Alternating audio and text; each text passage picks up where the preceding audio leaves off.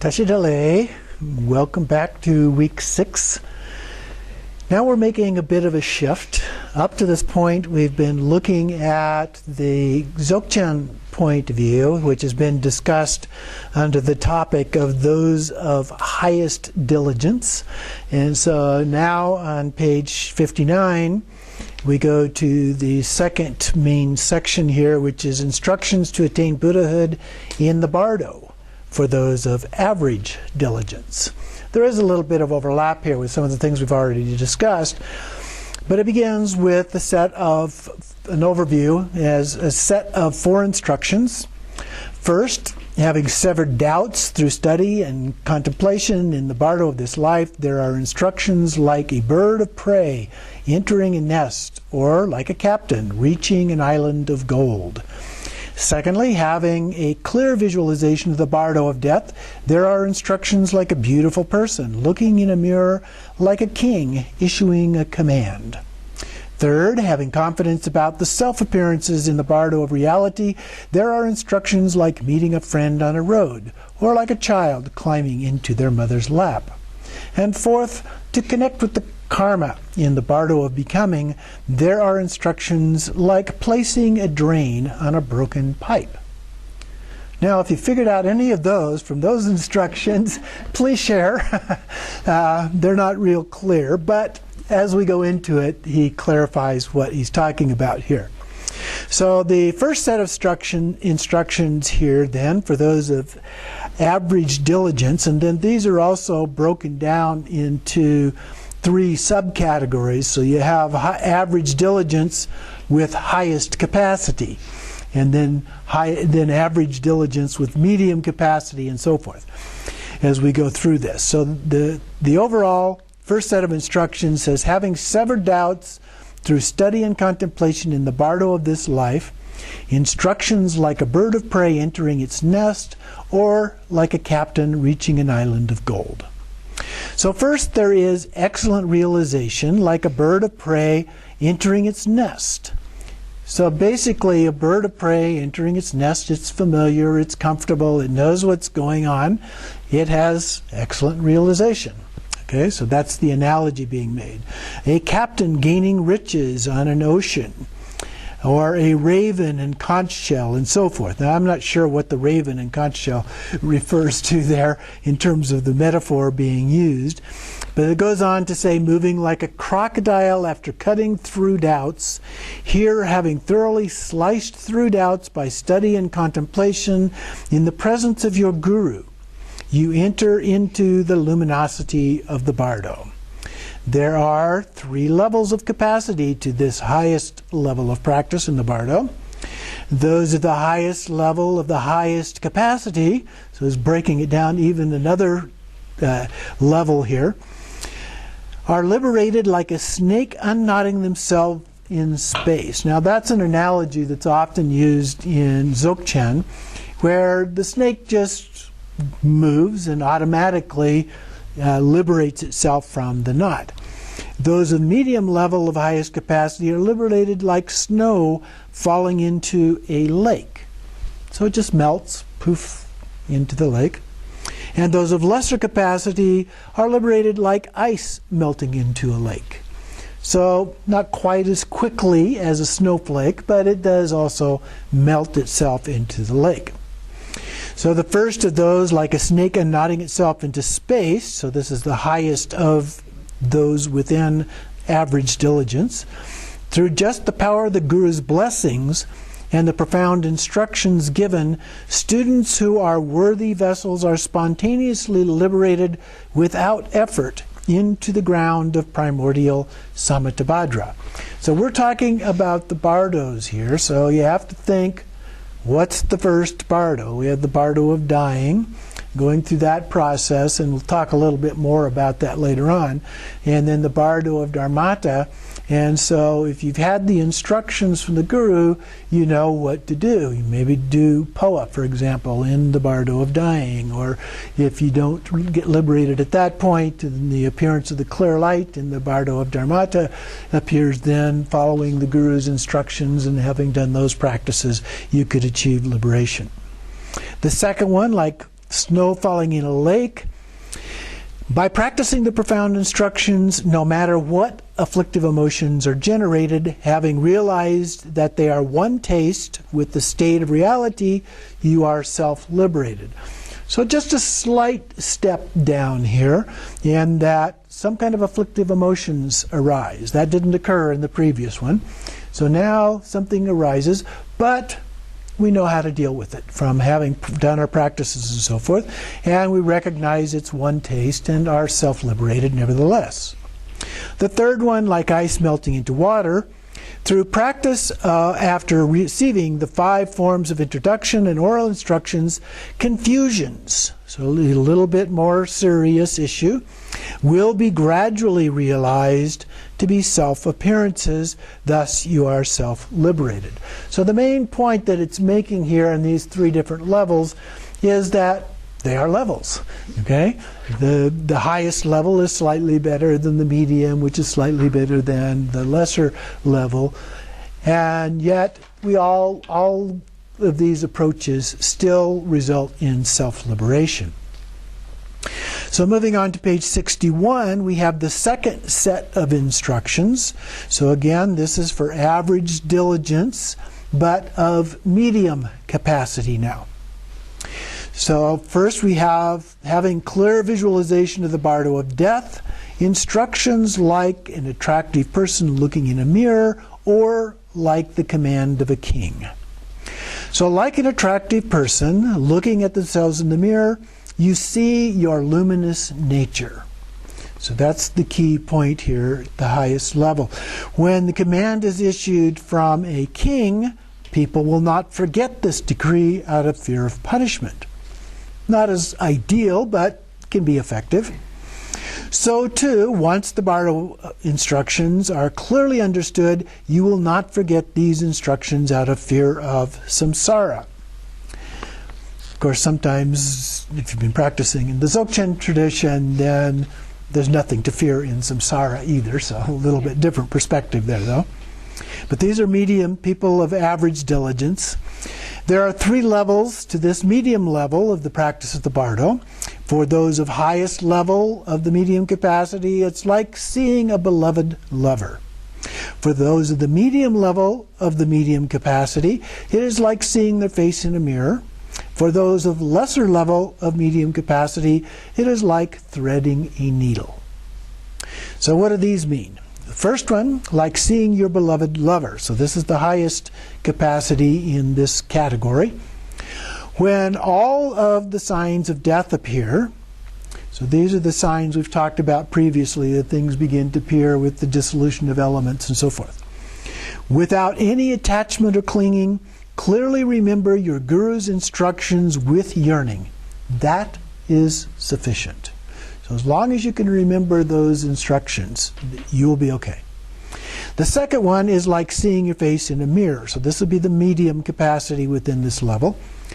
At the time of death, either your Guru or your Samaya holding companions can say into your ear or into a funnel placed at your ear, Amma, fortunate child in the Bardo of reality, when the appearances of the enlightened bodies and primordial wisdoms arise, recognize those to be self-appearances. Do not be attached to the appearances of this life. Pass into bliss. And that's repeated 3 times. So either the Guru could say this into your ear, or it talks about a funnel. There are different texts that talk about speaking into a small funnel into the ear of the person is what is being referred to there.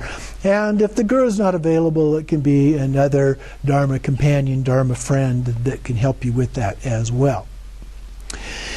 That should be recited 3 times, and then if there is not the opportunity to do the recitation, when your final breath gathers, your mouth and nostrils should be brought close to your Guru's or companion's mouth and nostrils, then visualizing the 3 syllables, Om Ah Hum, at your 2 nostrils and mouth, your Guru or companions should strongly make the sound Ha. Focus your eyes intensely as you do this visualization, preparing to recognize the appearances of the Bardo. So this is a little bit different kind of an instruction that's not so common at this point in the process as we've seen in, for example, the Tibetan Book of the Dead. So this is just a little bit different, as I mentioned, as this text is in various places. So there are different ways of approaching this. So the third one is like threading a needle. So this would be at the lesser level of this overall level here. And this one deals more with the dissolution of the elements, the various signs of that. Meditate upon the instructions of the Bardos without even a single instant of distraction. Furthermore, when earth dissolves into earth, your body will become heavy, and you will not have the power to rise.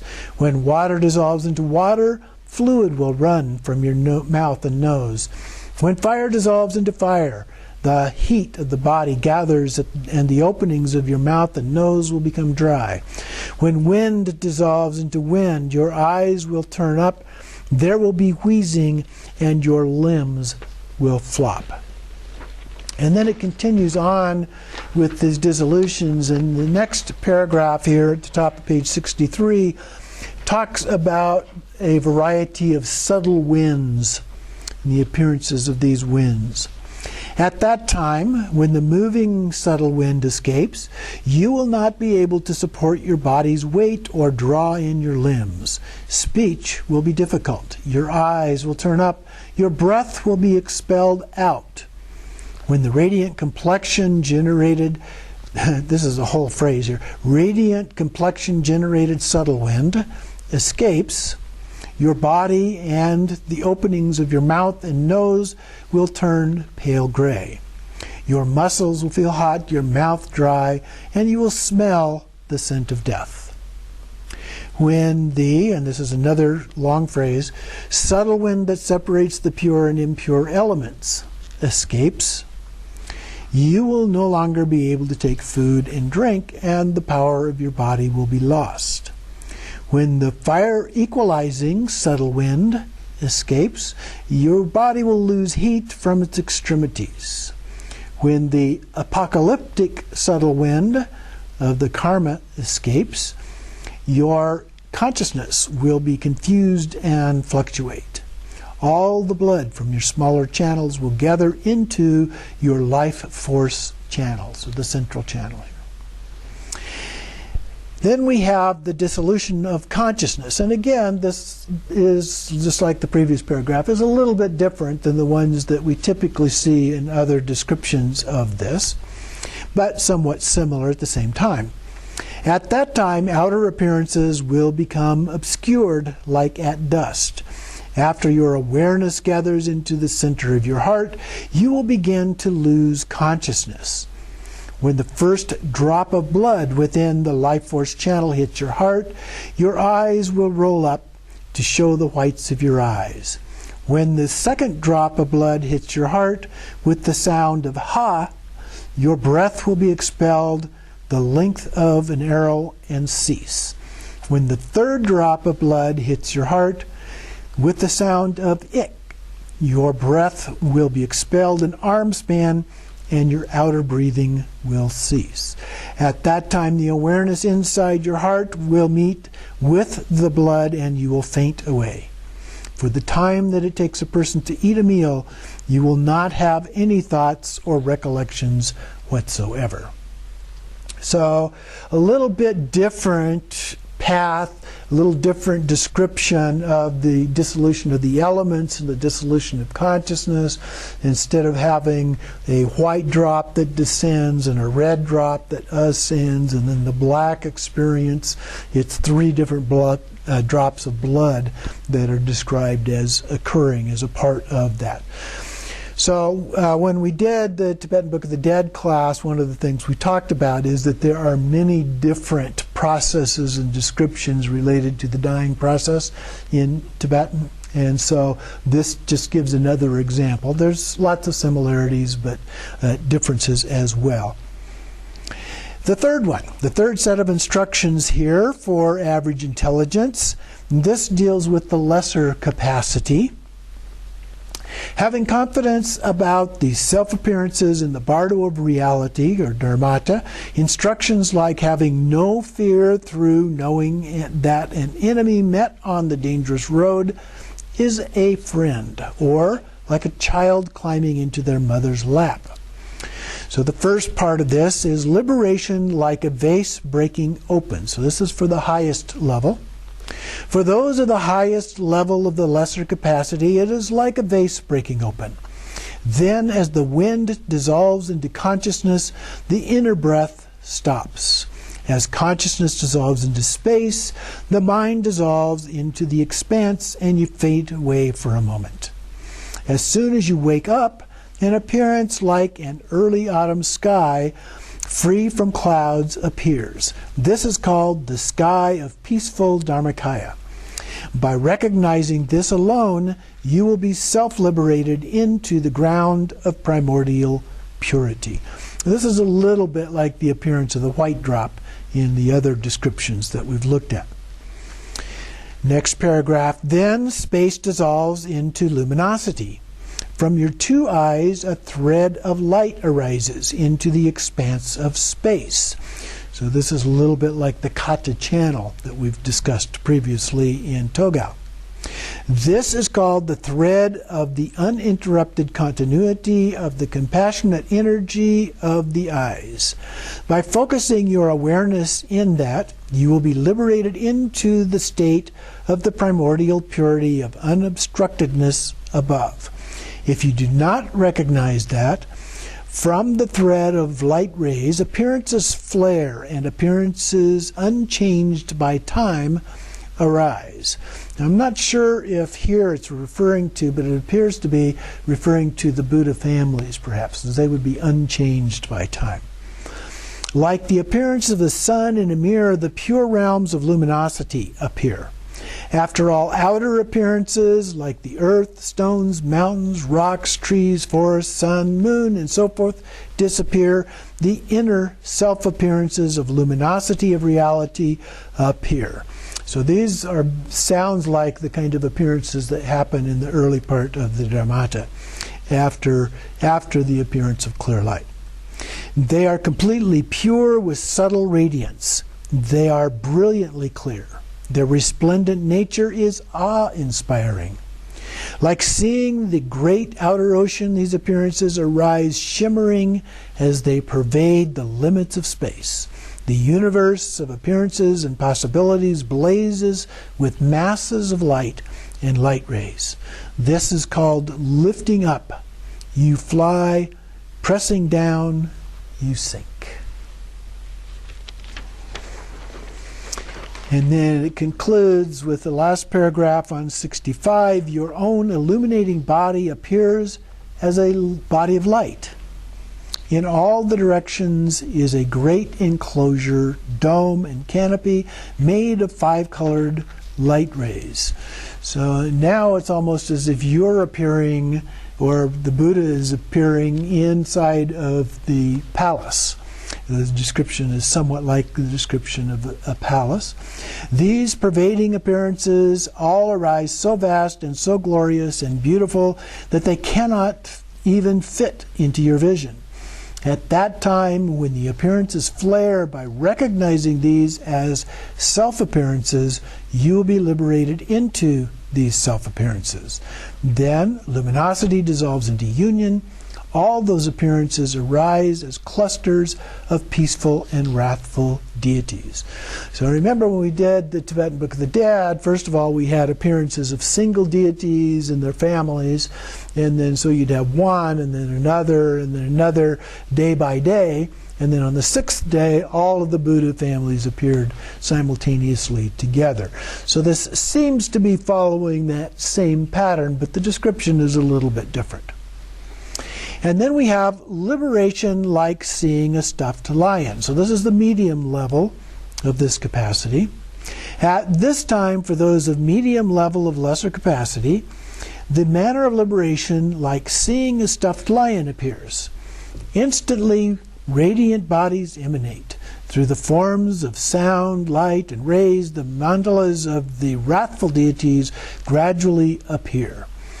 Through previous training in the instructions, the mother luminosity of the ground inseparably mixes with the later appearing self-arisen child luminosity. Thus you are liberated into the self-arisen self-appearances. Now, comparing this again with what we've looked at previously, the order of things is different. So the appearance of the mother and child clear light is in the other one the first thing that happens in the Bardo of Dharmata. And then we had previously the appearances of the peaceful and wrathful deities, but now we just have the wrathful deity. So again, the order of these things is a little bit different. Then there is the appearance of great union. The 5 stages of the 5-fold clusters of the peaceful deities of the heart center arise. So now it's almost like the whole thing is walking a little bit backwards from the more usual one from the Tibetan Book of the Dead. On the first day, in the center of a completely pure blue radiance of the element of space, there are clusters of the 5 families of Virachana as the main deity, appearing in incalculable hundreds of thousands. Knowing that these are self-appearances, you are liberated into the essence of Virachana. So one of the things that is consistent as we look at this as an alternative view is understanding that what you're seeing is from your own mind. And then you are self-liberated. So that's really the most critical thing to keep in mind when we begin to have these experiences. In the same way, for the next remaining 4 days, the other 4 families of the deities, with their own individual male and female bodhisattvas, gatekeepers, and so forth, appear as hundreds of thousands of 5-fold mandala clusters beyond expression. Above, below, and in all the cardinal and intermediate directions, there are these 5-fold clusters of the 5 families. So the phrase that we often see is like sesame seeds in a pod, just completely filling all of space. Since the mother deities are with the father deities, they are 10-fold. Moreover, each has their own individual divisions of elements and primordial wisdoms in 10-fold groups of 10. Thus, there are 100-fold. Since these 100-fold clusters appear in all 10 directions, they are 1,000-fold. Since these emanations of these appear from the radiance of these clusters throughout the 10 directions, they are 100,000-fold. From those appearances, inconceivable numbers of Buddha deities flare and to brilliantly illuminate all the pervading reaches of space. They appear glorious and beautiful, exalted and perfectly adorned as they are arranged. So again, the appearances of the 5 families, one at a time in this case, appearing, but not just themselves, in multiple manifestations of themselves, and all of their families in multiple manifestations in a variety of different ways. And then we have, as a subcategory here, remembering the instructions of the 3 key points.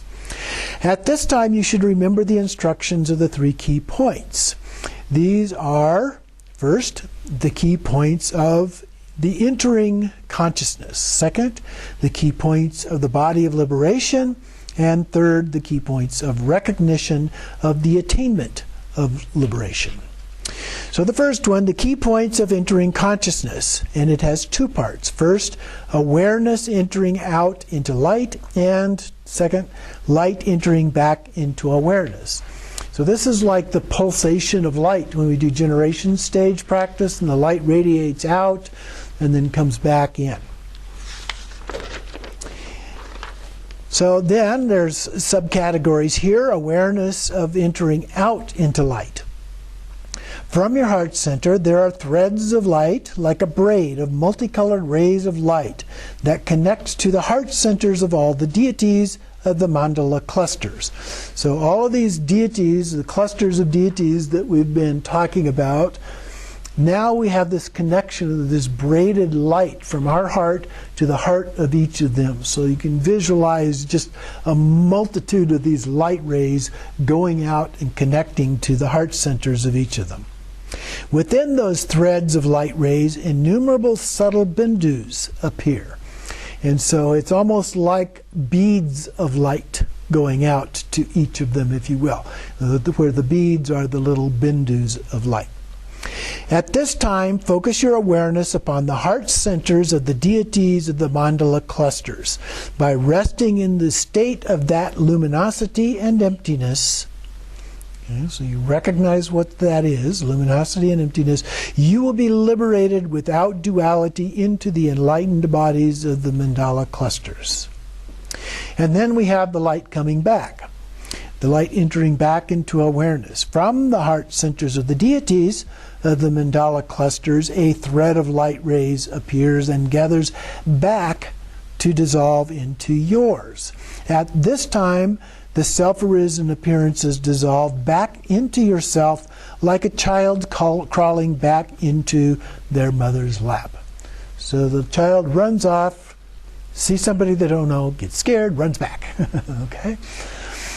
By resting in the state of luminosity and emptiness, according to such instructions, you will be liberated. So again, it's a matter of recognizing that happening. Then we have the second category here, the key points of the body of liberation. If you did not attain confidence in that, there are the key points of the body of liberation. At this point, union dissolves into primordial wisdom. From your heart center runs a thread of four-colored light up into the space above. So presumably there were deities up above before too, but now the focus is directly above. By looking at this without distraction, those appearances will not mix with others and will grow to appear extremely vast. Like sunlight streaming through four stacked skylights above, there will be four bindus, each with their own color, that appear above.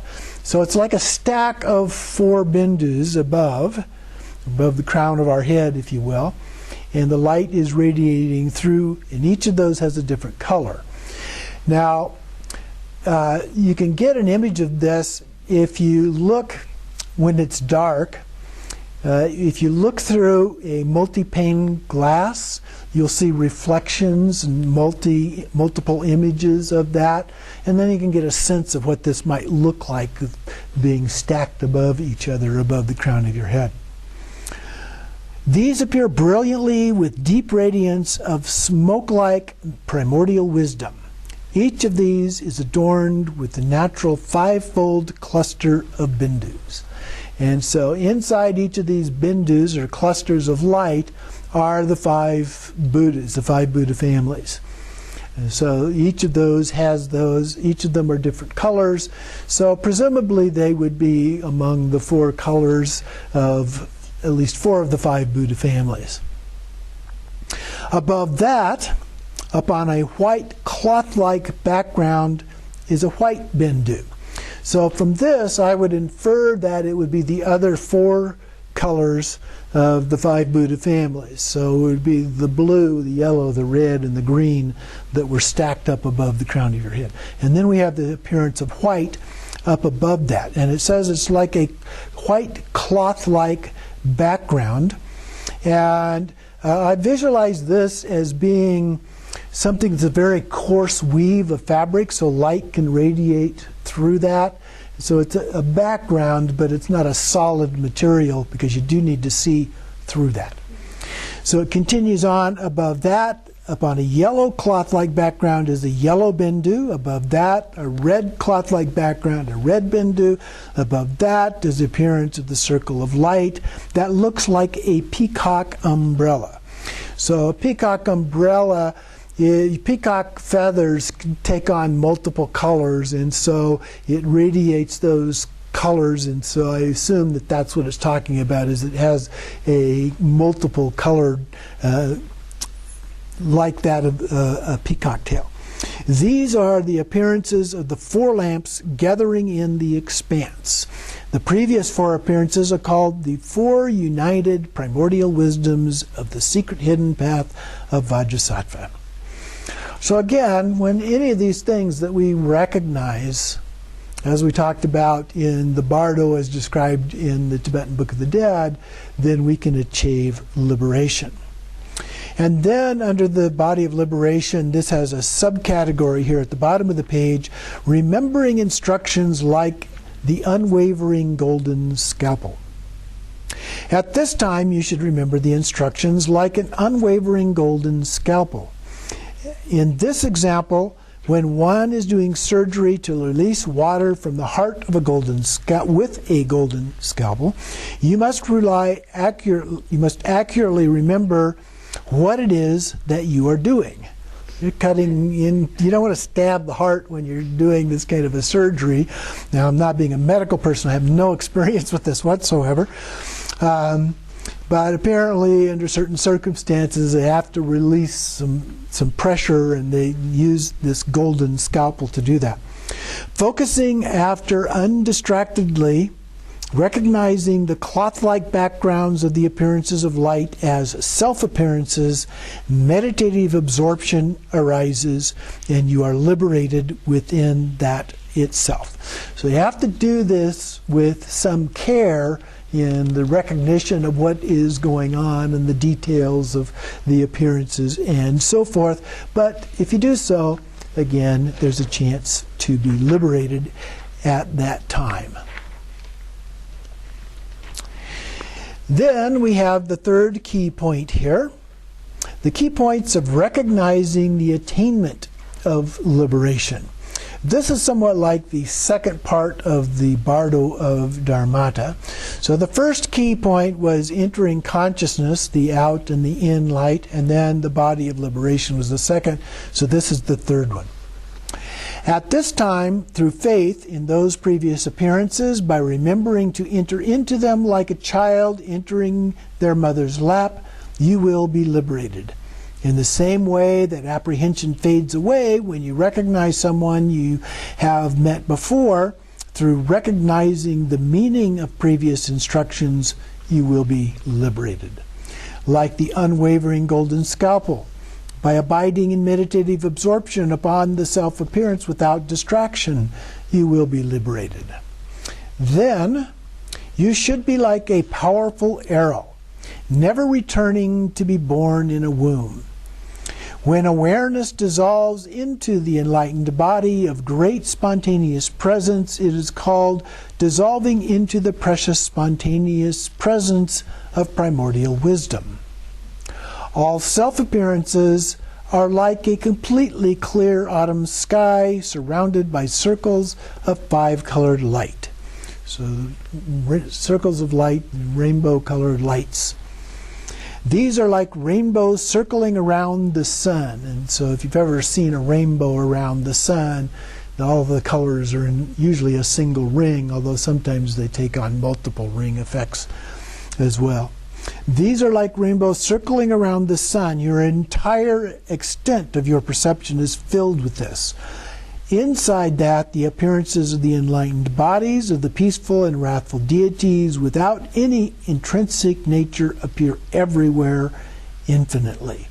So the appearances of all the peaceful and wrathful deities just completely fill all of the sky around that. Above those, all extremely clear circles of five-colored light appear. At this time, the Buddha fields appear. Directly ahead, the appearances of the natural Nirmanakaya realms arise. Below, the world of the six types of wandering beings arise.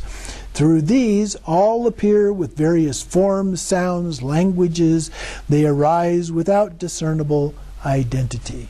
So that's fairly similar to in the Bardo of Becoming, the second part of the Bardo of Becoming in particular, where we begin to see appearances of the different realms and be attracted to or afraid of something, the storms, the sounds or something, and wandering into whatever happens to be available and being willing to take refuge there because of the fear of what's going on. So then we come to a subcategory of this key point, the 8 ways of arising, or the 8 doors of spontaneous presence. Within those appearances, there are 8 ways of arising. The first one, arising as compassionate energy. Samsara and nirvana are not divided. And so, single taste, one taste of these. Arising as light. All appearances are inwardly self-luminous. They appear that way by themselves. Then the third one, arising as enlightened bodies, or Buddhas. Awareness is not outwardly lost. The fourth one, arising as primordial wisdom. All appearances are unobstructed. Number 5, arising as non-duality, your mind abides one-pointedly. Number 6, arising as freedom from extremes, there are no abiding limits whatsoever. Number 7, arising as the impure door of ordinary existence, the source of existence is not blocked. So the source would be the primordial source there. Arising as the pure door of primordial wisdom, the mother and child realities connect. So again, the pure and impure clear light, or the actual clear light and the semblant clear light. At this time, the sense and the mind are workable. The power of wisdom is attained. Primordial wisdom is perceived with complete purity. Reality is seen without any error. The sight of the Buddhas is perceived without any error. Thus, the 6 types of clairvoyance arise in 6 sets. So this gives you a number of different ways of understanding how these things arise in ways that we can recognize them and therefore achieve enlightenment at that time, or realization.